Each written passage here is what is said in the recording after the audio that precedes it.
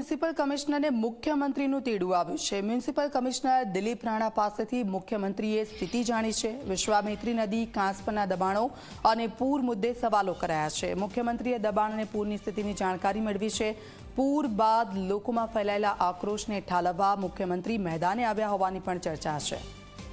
તો જે વરસાદ વરસ્યો તેને લઈને વડોદરાની શું પરિસ્થિતિ હતી, સંવાદદાતા રવિ અમારી સાથે ફોન લાઈન પર જોડાઈ ગયા છે। રવિ, મુખ્યમંત્રીએ છે જે વડોદરાની પરિસ્થિતિ પૂર વખતે થઈ હતી ને ત્યારબાદ જે સમગ્ર પરિસ્થિતિ છે તે અંગે ચર્ચાઓ કરી છે, શું વિગતો?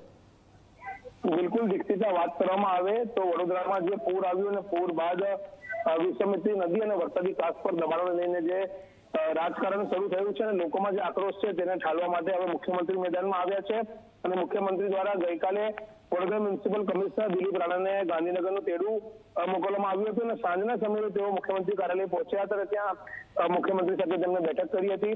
મુખ્યમંત્રીએ દિલીપ રાણા પાસેથી અનેક વિગતો મેળવી છે, જેમાં વિશ્વામિત્રી નદી અને વરસાદી કાંસ પરના જે દબાણો થયેલા છે તેની સચોટ માહિતી જે છે તે મેળવવામાં આવી છે। સાથે જ જે ભાજપના નેતાઓ દ્વારા જોનશેર કરાવીને જે જમીનો રહેણાંક ઝોનમાં તબદીલ કરીને વેચી દીધી છે તેની પણ માહિતી તેમની પાસેથી મેળવવામાં આવી છે।